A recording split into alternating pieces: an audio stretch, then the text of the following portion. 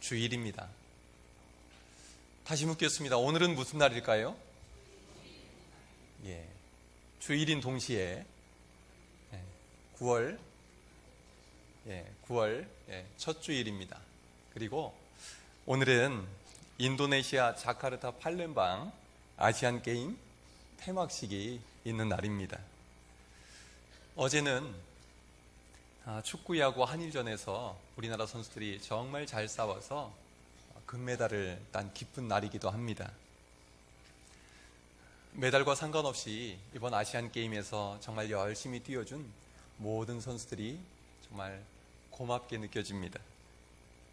저는 이번 대회에 참가한 선수 중에 인상 깊은 선수가 하나 있습니다.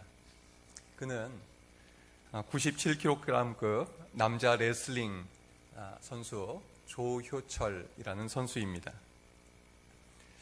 이 선수는 이번 아시안 게임 전까지는 거의 알려지지 않은 무명 선수였습니다. 국제대회 출전 경험도 거의 없었습니다. 게다가 97kg급 레슬링 분야는 우리나라의 취약 분야라고 합니다.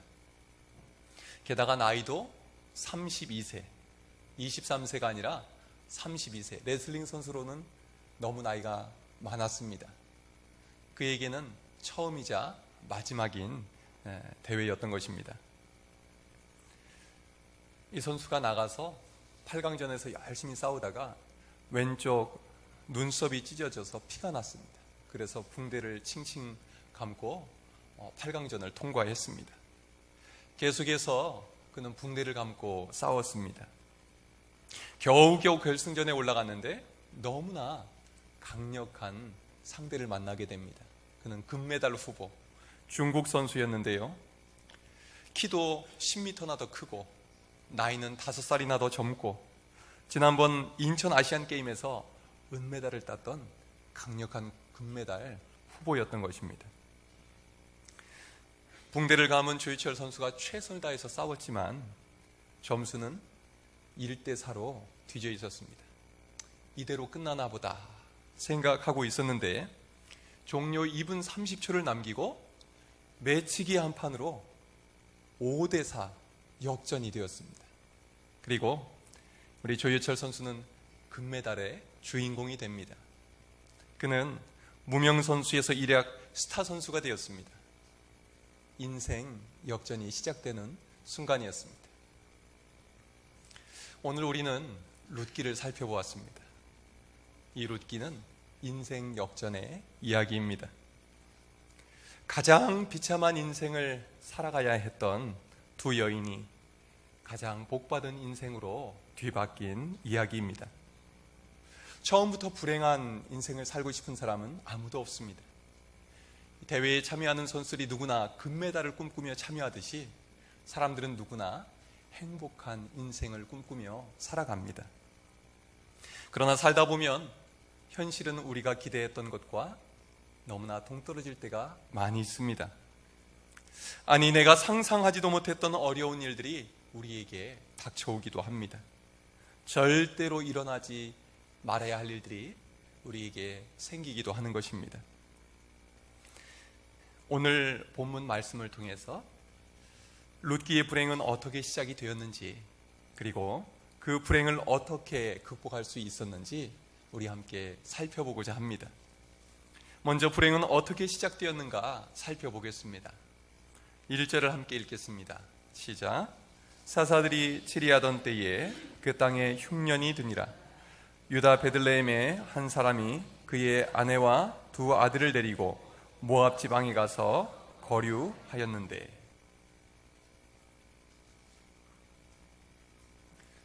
오늘 이야기는 한 남자가 그 아내와 두 아들을 데리고 유다 베들레헴을 떠나 모압으로 가면서 시작이 됩니다. 이것이 이 집안 식구들의 불행의 시작점이었습니다. 2절을 보니까 이 남자의 이름은 엘리멜렉이라고 나옵니다. 그리고 그 아내는 나오미, 두 아들 말론과 기럨, 이렇게 네 식구가 고향을 떠나서 모압 지방에 들어갑니다. 그들이 베들레헴을 떠나야 했던 이유는 흉년이 들었기 때문입니다. 모압에 오래 머물 생각은 없었습니다. 거류하다라는 말은 히브리 말로 구루인데 잠시 머무는 것을 의미합니다. 엘리멜렉은 흉년이 끝나면 가족들과 베들레헴으로 다시 돌아올 계획이었습니다. 여기까지만 보면 가장으로서 아무 문제가 없어 보입니다. 도리어 가족을 살리기 위해서 현명한 선택을 한 것처럼 보입니다. 그런데 여러분, 문제가 있습니다. 엘리멜렉이 본래 살던 베들레헴은 어떤 곳일까요? 그것은 바로 하나님께서 주신 땅입니다. 하나님께서 이스라엘 백성들을 애굽에서 구해내시고 그리고 지파별로 땅을 분배해 주셨습니다. 그래서 엘리멜렉 집안이 받은 땅이 바로 이 베들레헴이었던 것입니다.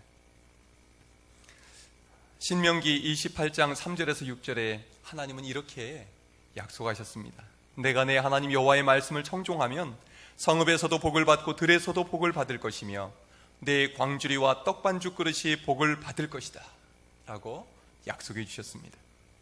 하나님께서는 하나님께서 허락하신 그 땅에서 하나님의 백성을 책임져 주시고 먹여주시겠다고, 복을 주시겠다고 약속하셨던 것입니다. 그런데 하나님께서 복 주시겠다 하셨던 약속의 땅에 흉년이 들었습니다. 베들레헴이라는 이름 뜻은 떡집, 좀 더 정확히 말하면 빵집입니다. 그런데 베들레헴에 왜 먹을 것이 떨어졌을까요? 왜 이런 일이 벌어진 것일까요? 그 답이 1절 시작 부분에 암시되어 있습니다. 사사들이 치리하던 때에. 요즘 새벽 기도 때 사사기를 자세히 살펴보고 있습니다. 사사시대는 어떤 시대입니까? 하나님을 버리고 우상을 숭배하던 시대입니다. 고난을 당하면 잠시 하나님 앞에 돌아왔습니다. 그런데 이내 살만해지면 또 하나님을 버리고 우상을 숭배하며 죄악 가운데에 살아갔습니다. 이렇게 사사시대 200년이 넘는 세월 동안 이스라엘 백성들은 끊임없이 우상 숭배하고 끊임없이 범죄하면서 하나님의 말씀에 불순종하며 살아갔던 것입니다. 아까 소개했던 신명기 28장의 15절 이하의 말씀입니다. 내가 만일 내 하나님 여호와의 말씀을 순종하지 아니하면 내 광주리와 떡반죽 그릇이 저주를 받을 것이요 내가 많은 종자를 들에 뿌릴지라도 메뚜기가 먹음으로 거두을 것이 적을 것이며 내가 줄이고 목마르고 헐벗고 모든 것이 부족한 중에 살게 될 것이다. 그렇게 말씀하셨습니다. 여러분, 지금 베들레헴에 임한 이 흉년의 문제는 단순히 물질 빈곤의 문제가 아니었던 것입니다. 하나님께서 불순종하는 이스라엘 백성들을 일깨우시기 위해서 쓰신 고난의 채찍이었던 것입니다. 하나님은 그들이 영적으로 얼마나 빈곤한 상태에 빠져 있는지 그것을 깨닫게 해주고 싶으셨습니다. 그러므로 이 문제는 철저히 하나님께 매달려서 하나님께 해결받아야만 하는 문제였습니다. 그런데 엘리멜렉은 어떤 선택을 합니까? 하나님께 매달리는 대신 모압 땅으로 피해 갑니다. 모압은 어떤 땅입니까? 아브라함의 조카 롯이 그의 큰딸에게서 부지 중에 낳은 아들의 자손이 살고 있는 땅입니다. 그러므로 모압은 하나님의 뜻을 따라 사는 땅이 아닙니다. 본능을 따라 사는 땅, 육신의 생각을 따라 사는 땅, 그리고 우상을 숭배하며 사는 땅입니다. 그래서 신명기 23장 3절에서는 암몬 사람과 모압 사람은 여호와의 총회에 들어오지 못하리니 그들에게 속한 자는 10대뿐 아니라 영원히 여호와의 총회에 들어오지 못하리라 말씀하셨습니다. 엘리멜렉은 영적인 문제 앞에서 육적인 선택을 합니다. 그리고 모압 땅에서 불행이 계속됩니다. 먼저 가장인 엘리멜렉이 죽습니다. 세월이 흘러서 두 아들은 장성하게 되었고 모압 여인들을 아내로 맞이합니다. 그런데 모압에서 산지 10년, 이제 고생 끝 행복 시작이면 얼마나 좋겠습니까? 반대로 더 큰 불행이 닥쳐옵니다. 두 아들이 죽습니다. 나오미에게 이국 생활 10년 만에 남은 것은 두 며느리 그리고 자신, 이렇게 과부 셋뿐이었습니다. 불행도 이런 불행이 있을까요? 완전히 망한 집안입니다. 도대체 이 불행은 어디에서 시작이 된 것입니까? 베들레헴을 떠났기 때문입니다. 하나님께서 주신 땅, 하나님께서 머물라고 하신 그 자리를 떠났을 때 엘리멜렉의 가정은 완전히 무너져 내렸던 것입니다. 혹시 여러분의 삶에 흉년이 찾아온 분들은 없습니까? 물질의 흉년, 건강의 흉년, 인간관계의 훈련, 자녀 문제의 흉년, 여러분에게 흉년이 찾아왔다면 우리가 머물 자리는 어디입니까? 그것은 바로 베들레헴입니다. 우리 인생에 흉년이 찾아왔을 때 하나님께서는 베들레헴에 붙어 있기를 원하십니다. 우리가 철저히 하나님께 매달려 해결받기를 원하십니다. 주님 곁이 바로 우리가 머물러야 할 베들레헴인 것입니다. 내가 주님을 처음 만난 그 자리, 주님 없이는 살 수 없다고 고백했던 그 자리, 예배하는 자리, 찬양하는 자리, 기도하는 자리, 바로 그 자리가 우리가 지켜야만 하는 베들레헴인 것입니다. 여러분, 어려울수록 주님께 더 가까이 나오시길 바랍니다. 주님께 꼭 붙어 있기를 바랍니다. 주님께 매달리고 주님과 씨름하고 주님께 응답받을 수 있기를 바랍니다. 하나님께서는 내일부터 한 주간 우리에게 말씀의 자리, 기도의 자리를 마련해 주셨습니다. 우리의 모든 문제를 주님 앞에 내놓고 기도할 수 있기를 바랍니다. 살아계신 하나님께서 우리에게 응답하실 것입니다. 두 번째로 살펴볼 부분은 인생의 밑바닥에서 나오미가 어떤 선택을 했느냐 하는 점입니다. 나오미는 현명한 선택을 합니다. 베들레헴으로 돌아가기로 결심했습니다. 6절을 함께 읽겠습니다. 시작. 그 여인이 모압 지방에서 여호와께서 자기 백성을 돌보시사 그들에게 양식을 주셨다 함을 듣고 이에 두 며느리와 함께 일어나 모압 지방에서 돌아오려 하여. 아멘. 나오미는 절망의 나락에서 주저앉아 있었습니다. 그때 한 가지 소식이 들려옵니다. 여호와께서 자기 백성을 돌보시사 그들에게 양식을 주셨다. 여기서 돌보다라는 말은 히브리 말로 파카드라고 합니다.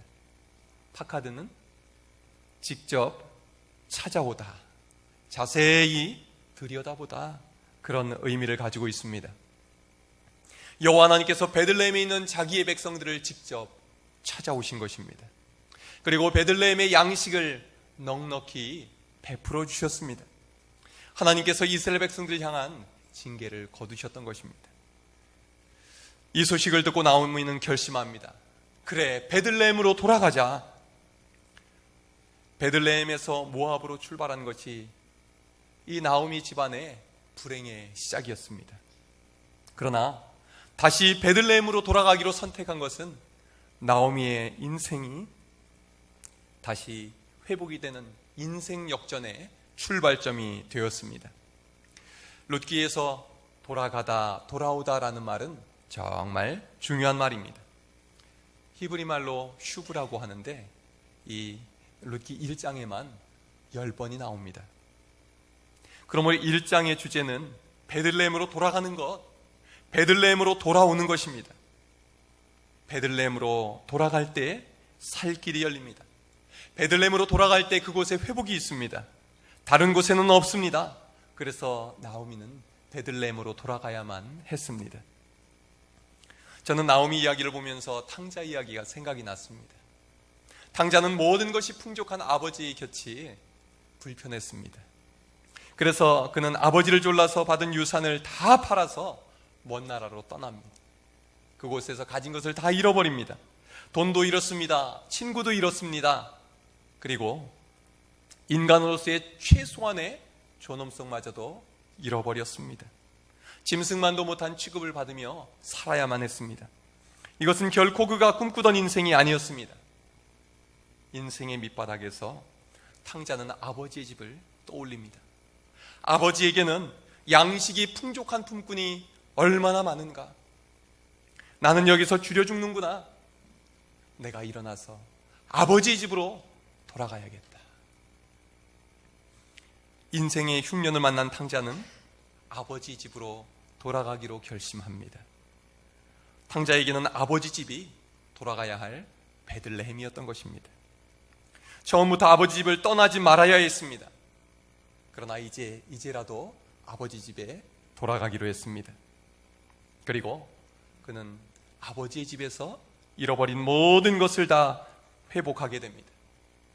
탕자는 어떻게 아버지의 집에 돌아갈 생각을 하게 되었을까요? 그것은 아버지를 믿었기 때문입니다.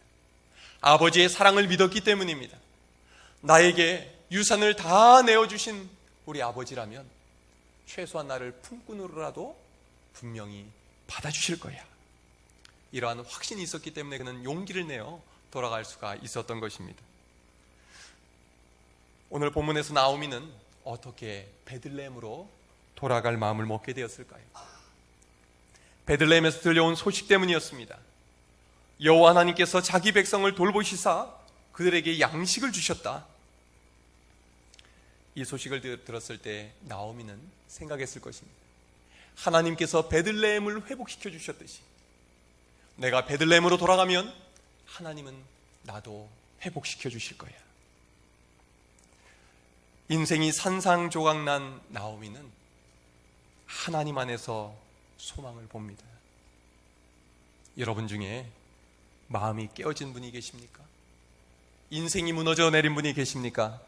영적인 빈곤 가운데에 물질적인 어려움 가운데 있는 분들이 계십니까? 나오미를 베들레헴으로 불러주신 하나님께서 지금 우리를 부르고 계십니다. 탕자를 기다려준 아버지처럼 하나님께서 우리를 기다리고 계십니다. 여러분, 베들레헴으로 돌아가시기 바랍니다. 이 시간 나오미처럼 결단하시기를 바랍니다. 베들레헴으로 돌아가자. 하나님께로 돌아가자. 호세아 6장 1절의 말씀입니다. 오라 우리가 여호와께로 돌아가자. 여호와께서 우리를 찢으셨으나 도로 낫게 하실 것이요 우리를 치셨으나 싸매어 주실 것임이라. 우리의 희망은 오직 하나님께 있습니다. 하나님 앞에 돌아갈 수 있기를 바랍니다. 마지막으로 나오미의 두 며느리는 어떠한 선택을 했는지 살펴보겠습니다. 8절 이하에서 두 며느리를 데리고 베들레헴으로 가던 나오미는 마음을 바꿉니다. 너희는 각기 너희 어머니 집으로 돌아가라. 너희는 나에게 충분히 할 만큼 했다. 며느리들이 함께 가면 나오미는 힘이 되겠지만 며느리들이 고생할 걸 생각하니 마음이 아파 견딜 수가 없었던 것입니다. 며느리들이 친정을 떠나서 이국 땅에서 고생할 생각을 하니까 데려갈 수가 없었던 것입니다. 이 말을 듣고 두 며느리들이 큰 소리로 웁니다. 아니에요 어머니, 저희는 어머니 모시고 어머니랑 같이 살겠습니다. 참 착한 며느리들이죠. 그 마음이 얼마나 고마웠겠습니까? 그러나 나오미는 더 강하게 말합니다. 얘들아, 그 마음은 고맙지만 그럴 필요 없다. 나를 따라와 봤자 내가 너희를 책임질 자신이 없다. 너희들에게 남편감을 낳아줄 수도 없고 너희들이 남편 없이 살아가는 모습은 더더욱 볼 수 없구나. 하나님의 손이 나를 치셨으므로 나는 너희로 말미암아 더욱 마음이 아프구나. 시어머니의 단호한 설득에 오르반은 소리 높여 울면서 작별 인사를 하고 떠납니다. 그런데 다른 며느리 룻은 다른 선택을 합니다. 우리 14절 함께 읽겠습니다. 시작. 그들이 소리를 높여 다시 울더니 오르반은 그의 시어머니에게 입맞추되 룻은 그를 붙쫓았더라. 아멘. 여기서 붙쫓다라는 말은 히브리 말로 다바크입니다. 제가 참 좋아하는 말입니다. 강력 접착제로 딱 붙여놓은 상태, 그래서 절대로 떼어놓을 수 없는 상태가 바로 붙였다라는 다바크입니다. 그래서 이 말은 하나님과의 관계 또는 부부 관계에 쓰는 말입니다. 나오미는 며느리를 다시 설득합니다. 봐라, 내 동서는 그의 백성과 그의 신들에게로 돌아갔다. 너도 너의 동서를 따라서 돌아가라. 시어머니 마음에는 며느리 생각뿐입니다. 시어머니와 며느리 사이가 이러면 얼마나 좋을까요? 그때 룻이 아주 유명한 고백을 합니다. 우리 마지막으로 16절 함께 읽겠습니다. 시작. 룻이 이르되 내게 어머니를 떠나며 어머니를 따르지 말고 돌아가라 강권하지 마옵소서. 어머니께서 가시는 곳에 나도 가고 어머니께서 머무시는 곳에서 나도 머물겠나이다. 어머니의 백성이 나의 백성이 되고 어머니의 하나님이 나의 하나님이 되시리니 아멘. 어머니, 저는 더 이상 친정 부모님에게 돌아가지 않을 거예요. 저는 더 이상 제가 섬기던 신을 섬기지 않을 거예요. 이제 저는 어머니만 따라갈 겁니다. 이제부터는 어머님의 하나님이 저희의 하나님이 되실 겁니다. 저는 하나님만 섬기겠습니다. 룻이 단지 홀로 되신 어머니 불쌍해서 따르겠다는 것이 아니었습니다. 어머니 믿는 그 하나님, 저도 믿을 거예요. 어머니를 회복시키실 그 하나님이 저도 회복시켜 주실 거예요. 바로 이 믿음을 가졌던 것이죠. 여러분, 믿음은 저절로 생기지 않습니다. 하나님이 주셔야 하는 것입니다. 하나님께서 룻을 선택하신 것입니다. 나오미는 이제 베들레헴에 돌아가 하나님 곁에 꼭 붙어 살기로 결심하고 돌아갑니다. 그런데요, 룻도 시어머니와 함께 돌아가서 하나님께 꼭 붙어서 살기로 결심하였던 것입니다. 이 한 가지의 결심이 룻의 인생을 영원히 바꾸어 놓습니다. 룻의 동서 오르바는 친정으로 돌아갔습니다. 자기가 섬기던 신에게로 돌아갔습니다. 그리고 그 다음의 이야기는 성경에 기록조차 남아있지 않습니다. 그의 인생은 그렇게 끝나버리고 만 것입니다. 그러나 룻은 시어머니와 함께 하나님께 붙어있기로 선택을 했습니다. 그리고 영원한 믿음의 여인이 됩니다. 아름다운 이름, 영광스러운 이름, 축복받은 이름이 된 것입니다. 여러분, 우리가 살 길은 한 가지입니다. 예수님께만 붙어 있으시기를 바랍니다. 요한복음 15장에서 예수님이 말씀하셨습니다. 내 안에 거하라, 나도 너희 안에 거하리라. 사람이 내 안에 거하지 않으면 가지처럼 밖에 버려져 마르나니 사람들이 그것을 모아다가 불에 던져 사르느니라. 주님께만 붙어 있으면 삽니다. 그러나 주님께로부터 떨어지면 말라 죽게 됩니다. 전남 무안에서 태어나서 수원으로 이사간 한 아가씨가 있었습니다. 결혼을 일찍 하고 남편 사업이 잘 돼서 남부러울 것 없이 잘 살았습니다. 원래 불교 집안 사람이었기 때문에 교회 다니지 않았습니다. 하지만 사업상 손님들을 좀 끌고 싶어서 근처에 있는 개척교회를 나가게 되었습니다. 남편이 돈을 얼마나 잘 버는지 이틀에 한 번씩 큰 자루에 돈을 갖다가 은행에 넣곤 했다고 합니다. 아이들은 어려서부터 온갖 좋은 교육 다 시켰습니다. 큰 집에 비싼 차를 굴리면서 밥값은 늘 도맡아 내는 그런 사람이었습니다. 상위 1%의 삶을 살았던 것입니다. 그러는 사이에 교회에서도 집사가 됐습니다. 예배에 안 빠지고 나왔고 안내까지 섰습니다. 얼떨결에 전도팀장이 돼서 전도 왕이 되기도 했습니다. 그런데 이게 웬일입니까? 갑자기 집안의 사업이 망해버린 것입니다. 하루아침에 큰 집에서 지하 월세방으로 내려왔습니다. 날마다 빚쟁이의 독촉에 아이들 학원비는커녕 차비도 못 주고 등록금도 낼 수가 없었습니다. 온갖 고지서는 쌓여만 갔습니다. 그렇게 잘 나가던 사모님이 식당에서 하루 20시간 이상씩 일해야만 했습니다. 지옥 같은 날들이 매일같이 이어졌습니다. 잘 나갈 때 친했던 교인들이 어려울 때 힘이 되어줄 줄 알았습니다. 기도 부탁한다고 속사정을 얘기했더니 도리어 화살이 되어 돌아왔습니다. 뒤에서 자기를 보고 수군거릴 때 그 마음은 견딜 수가 없었다고 합니다. 여러분, 이 정도면 시험에 들어서 교회를 떠날 만도 하지 않습니까? 그런데 이분은 어떻게 했을까요? 목사님의 부르심에 순종해서 전도에 다시 뛰어듭니다. 더 열심히 기도하고 더 열심히 주님께부터 믿음 생활을 했습니다. 하나님 없이는 도저히 살 수가 없어서 하나님께 매달려 살았습니다. 그렇게 해서 이분은요 4년 동안 1500명을 전도하게 되었다고 합니다. 그 사이에 하나님은 경제적인 문제를 회복시켜 주셨습니다. 뒷바라지 제대로 하지 못했던 자녀들은 좋은 학교에 하나님이 진학을 시켜 주셨습니다. 지금 이분은 전국에서 또 해외에서 서로 모셔가고자 하는 유명한 전도 강사님이 되었습니다. 이분이 바로 우리가 지난 목요일에 모셔서 1일 전도 세미나를 했던 김인심 전도사님입니다. 우리가 믿음 생활을 하다 보면 때로 흉년과 같이 견딜 수 없을 때가 찾아오곤 합니다. 그때가 바로 우리가 주님 앞에 더 가까이 나가야 할 때입니다. 그때가 주님께 꼭 붙어 있어야 할 때입니다. 엘리멜렉과 같이 베들레헴을 떠나면 죽습니다. 다 잃습니다. 그러나 고난 속에서도 나오미와 같이 주님께로 돌아가면, 룻과 같이 주님께 꼭 붙어 있으면 하나님께서 회복시켜 주실 줄로 믿습니다. 기도하겠습니다.